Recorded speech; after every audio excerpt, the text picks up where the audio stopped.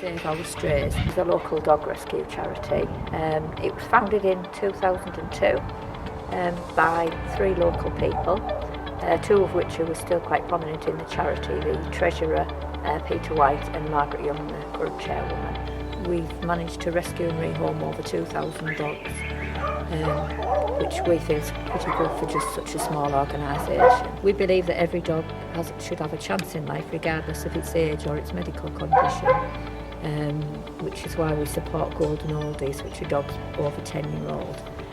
We send them out on a pension plan to encourage people to take on an old dog without the worry of having vet bills to pay. All the dogs that come to us get a full vet check, any veterinary treatment that they need, and then they're all vaccinated, microchipped and neutered. See if he's microchipped. So what we do is we either microchip them, we get them microchipped at the vet, or if they're already microchipped, we change the chips over to Save Our Strays, which is just like I say, our way of keeping a tab on them.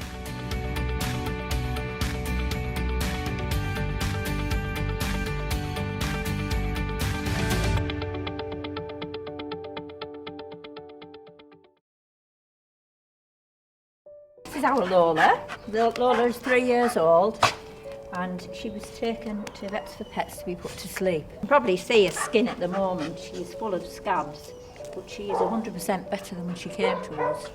She had hardly any hair at all. That looks nasty, but it's actually healing.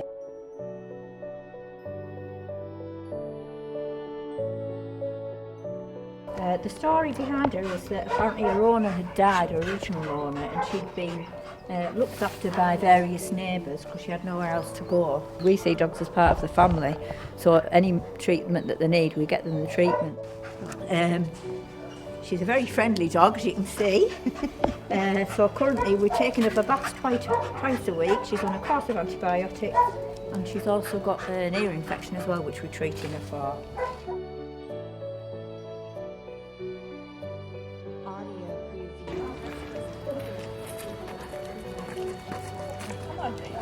Good girl.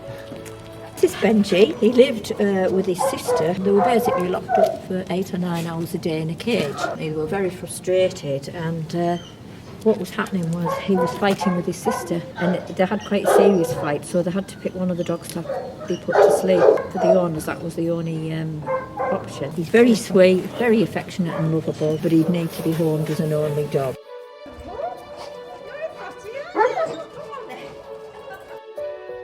We ask people to come and meet the dogs first and give them a walk, because we do get people that say, I want to reserve a dog just because they've seen a photograph and the dog looks nice, but we don't operate that way. Basically, you have to come and meet the dog. You've got to make the effort to come and meet the dog, take it for a walk, and see whether you feel any sort of bond with the dog, because that's quite important.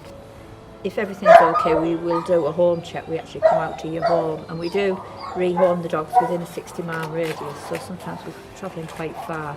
We're looking for basic things like if there's a garden, the garden has to be secure. We're also looking at the person's lifestyle as well. Got how many hours a day they work. We don't rehome to anybody who's in full-time work unless they have doggy daycare or something. It has to be something that's in place. A lot of dogs come in because they're neglected, because people work 8-10 hours a day and leave the dog, and it gives them sort of social problem. We then let them collect the dog for a 2-week trial period. So we think it's important that you get to know the dog before you make that decision whether to adopt it at all.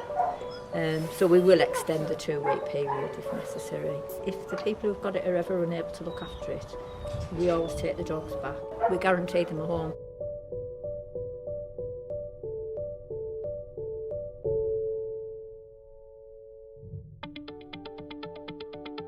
We do have some dogs in foster homes because dogs tend to thrive better in a foster home, and also you can sometimes you get to know them a little bit better, what the personality traits are, and you can also do a little bit of training with them as well.